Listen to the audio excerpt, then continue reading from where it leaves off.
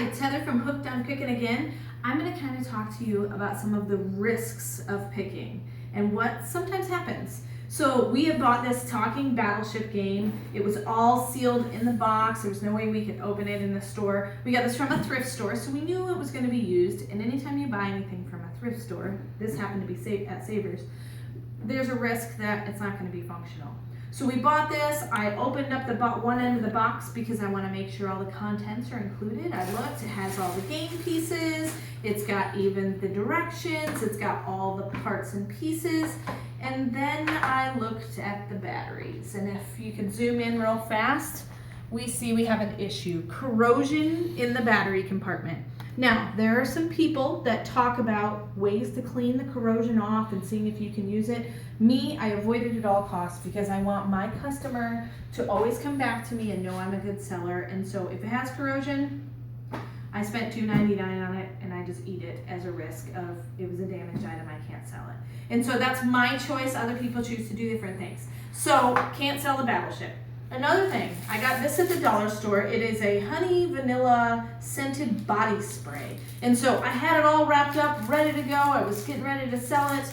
I had liquid wrapped really good so that it doesn't spill on any of the contents I shipped with the other box. But I went to list it and it's considered a hazmat.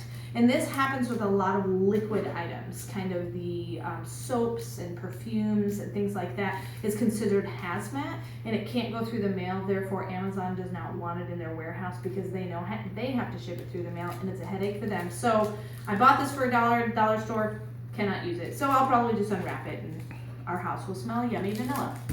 Another thing that I got was this Math Rhymes McGraw-Hill Mathematics CD-ROM game.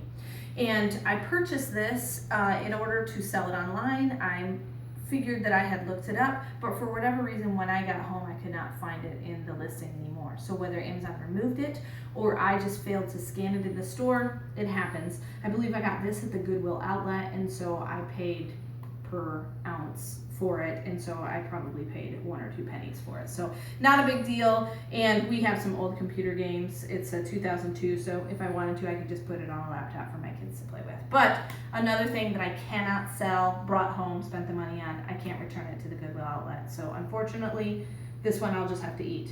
Another thing that you would look at it, okay, book, no barcode. No barcode? You think, oh, bummer, can't sell it. But the nice thing about this one is if you could zoom in here, it has an ISBN number on it. That's kind of equivalent in book language to a barcode. So if you have an ISBN number, you can type that in. A lot of times it will pop up the exact thing. You can also, if it does not have an ISBN number or you're not sure where to find it, you can type in the name of the book, and a lot of times it'll pop up. You just match the picture and make sure you have the correct item. And you can also list and sell items that way. So this previously, if you're going barcode only, you would think can't sell, but I was able to look it up and I'm gonna make probably a $20 profit on this item even though it doesn't have a barcode.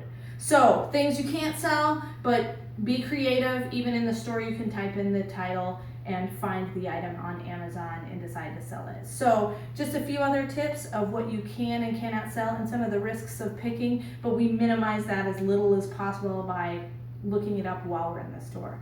Thanks, I hope this helps, and remember, in the end, Jesus wins.